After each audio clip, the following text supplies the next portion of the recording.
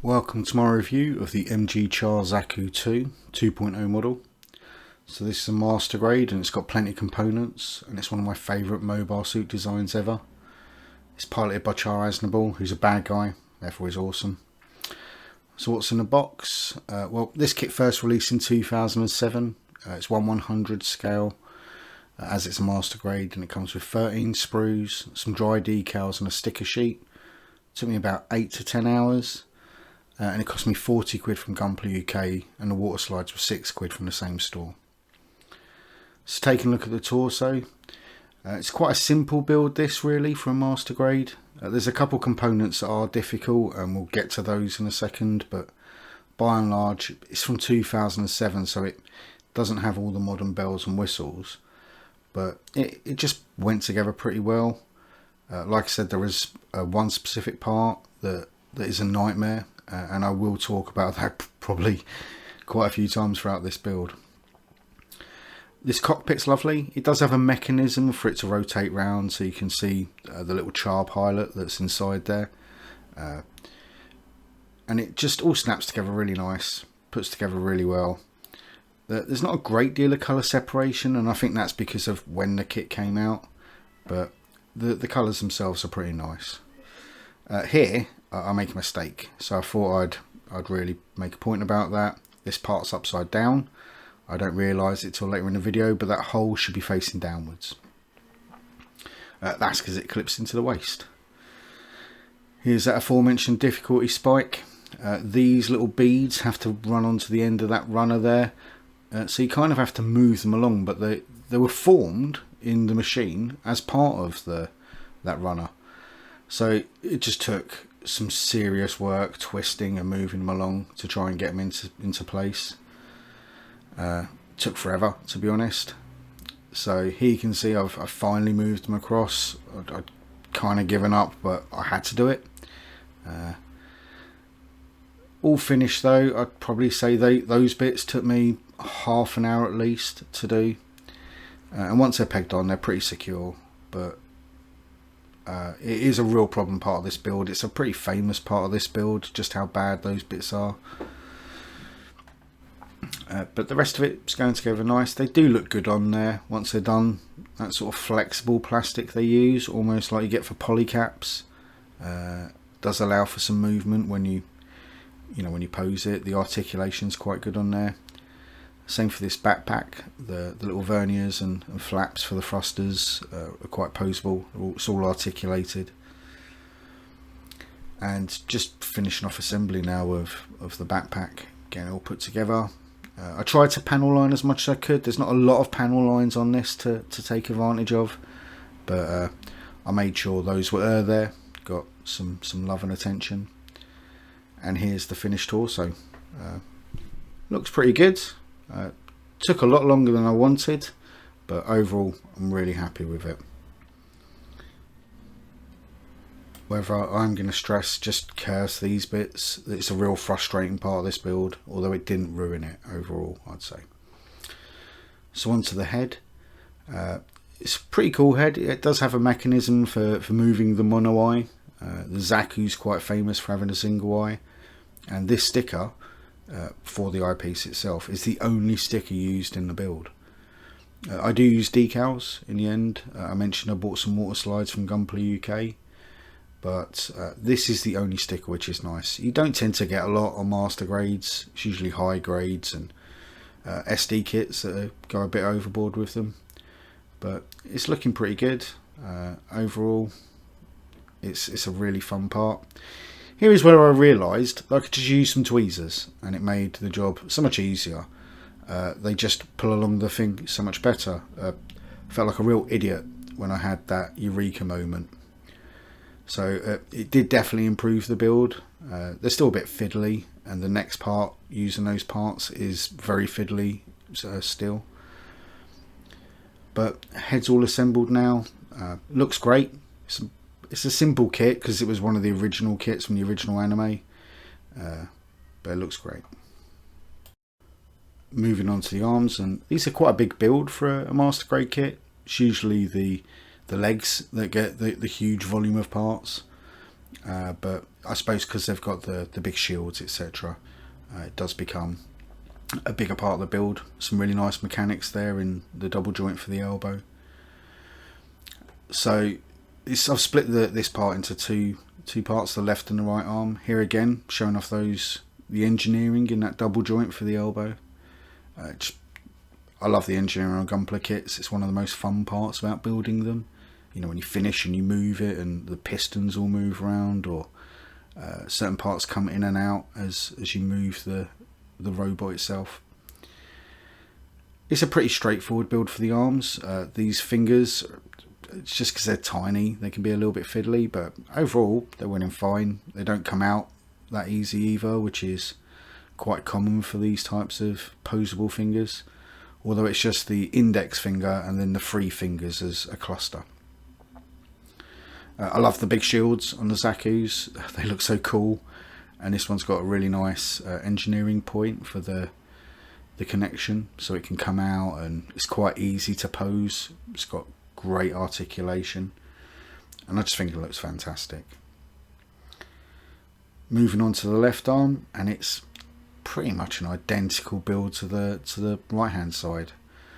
Obviously there's a difference in that shoulder piece. Rather than have the giant Zaku shield, it has the sort of Legion of Doom pauldron with the spikes on it, but overall it's an identical build in terms of how much I've put on so far.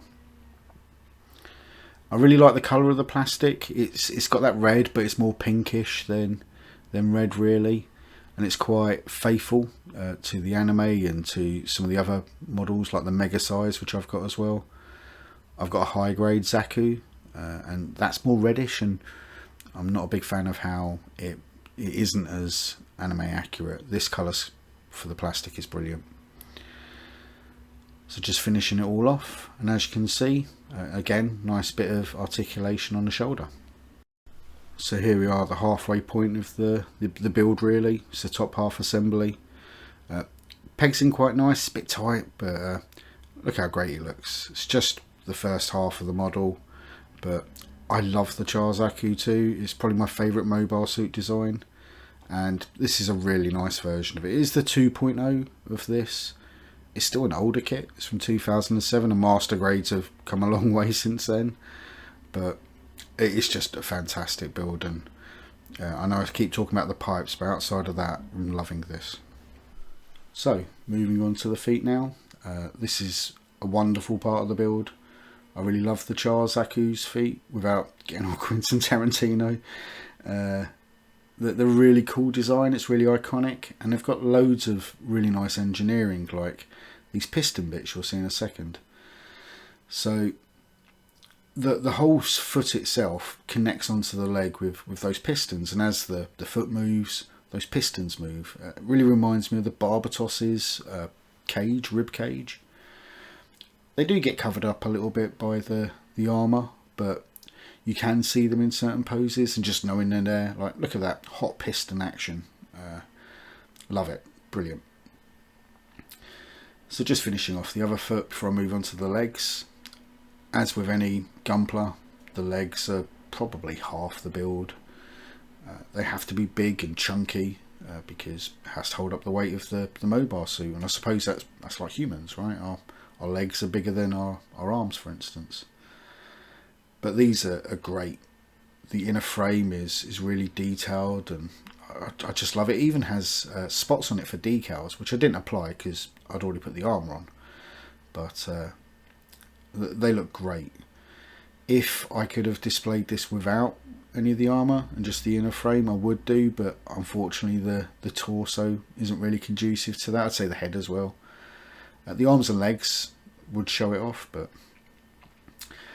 back to the pipes, and this one is a nightmare for a different reason, because I didn't read the instructions. My patented tweezer method worked really well, but you're supposed to put a peg on the end, and I lost one of those little plastic pieces for probably 30 minutes in my room. As with any good hobbyist, my workspace is a bit of a mess. Yes, remember to put those bits on. So finding that little plastic part was really hard. These look great though. I love the little thrusters at the back of the calves. and all goes together really nice. Again, those panel lines look pretty good. I think I did a good job with them. One of my favourite parts of any build is building the same thing again, because you know how to do it. You've already done it once. You know, you've figured out how all the parts click in together, so it becomes muscle memory then, and it's just a really fun part of any build for me, is building the second arm or the second leg. This went together really smoothly. I knew how all the parts assembled at this point, and as you can see, I've learnt from my mistake with putting that part in. You really do need to use tweezers. It doesn't have much tensile strength, I think it is, because it's a spring, right? You can't push it in, the spring wants to bend. So I do recommend using tweezers. And here you can see a really lovely double joint at the knee and a fantastic pivot at the ankle. It just allows some really detailed poses. Onto the final bit of the model itself, we're onto the waist. So this is again really straightforward, as with any waist. They don't tend to have a lot of mechanics. The only things that really pivot or move are the flaps on the front for the skirting, and the back and the sides. It goes together quite nice. Not a great deal of detail on the panel lines, although the skirt itself there has some nice functionality on the back for you to store either the heat hawk or the bazooka or the beam rifle if you wanted. Here I'm just putting it together to assemble the lower half now, just so it can go with the other one. This is where I noticed that I'd had that piece upside down, so I had to disassemble the bottom half of the top to change that piece round. And here it is next to the high grade Zaku for scale. Last part really of the build, and it's the weapons. There's only a couple of weapons with this. So you get the rifle, a bazooka. The beam hawk itself is a single piece, so can't get easier than that. Just cut it out and tidy it up. And these look really good. I tend to display my Zakus because I have a few. As I mentioned before, I have the mega size and high grade, but I tend to display them with the rifle and the tomahawk. I will put the bazooka on the back on the display, and you'll see that towards the end, but it all goes together quite nice. It's pretty chunky bits. This overall probably took me about 10-15 minutes to assemble. That's including cutting out and tidying up the parts, so a real quick part of the build. And here you can see how you've got that hole, so you can peg in the axe, or you can peg in the other parts. That flap above it comes down for you to put the bazooka on. And here's just a bit for the waterslide decals. So I'm just giving a quick example of how I apply them. I know some of the people that watch this are some of my friends that haven't really got into Gunpla, and I want these videos to be part explanation of some of the processes I go through, as well as a bit of a build guide and a build and review of the model kit. So these waterslide decals are very similar to the ones you get for Warhammer, for instance. Hot take, I do think the ones for Games Workshop are better. I think they apply better and smoother, although I love the water slides for Gunpla as well. I think they are pretty good still. I don't know why the GW ones seem to work better for me. Maybe it's just some sort of bias subconsciously. So when you put them on, I tend to use a cotton bud to remove any excess water and kind of try and hold the water slide still so it doesn't move into a position I don't want it to be in. I do that with a cocktail stick generally, but there are a ton of them, as you can see. I'm not even sure how many I used, maybe 40. Final thoughts time. I love this model kit. I think it's great. I think it does have a serious flaw with that piping. I think that does mark it down a tad, and you'll see that when I get to the final score. I just love the design of it though, and it's my first master grade of Chars Zaku. Like I said, my other kit's a high grade and the mega size. I also have the mega size normal green Zaku coming. I will be building that soon in the future. It just looks great, poses up a storm. holds its position pretty well. And I just love that Chars lift. I did glue Char to the lift so it doesn't get knocked over when I display it. I think he looks brilliant there, although I should have painted him. I do Warhammer, so I have no excuses. But overall, it looks fantastic. So some pros, it's a pretty good value kit for 40 quid, and it's a fun build besides those pipes, and who can't love that mobile suit design? Plus get Chars lift. The cons are the pipes and the plastic can mark easily, minimal panel lines, and the pipes. So final review, 8 out of 10. It would have got a 9 out of 10 if it wasn't for those pipes. Next time, I've got two kits to choose from really. I've got the Himoxian 4 and the Mega Chars Zaku. Please drop a comment to say which one you'd prefer, and I'll pick the one with the most comments. And if you like my videos, then please remember to like and subscribe.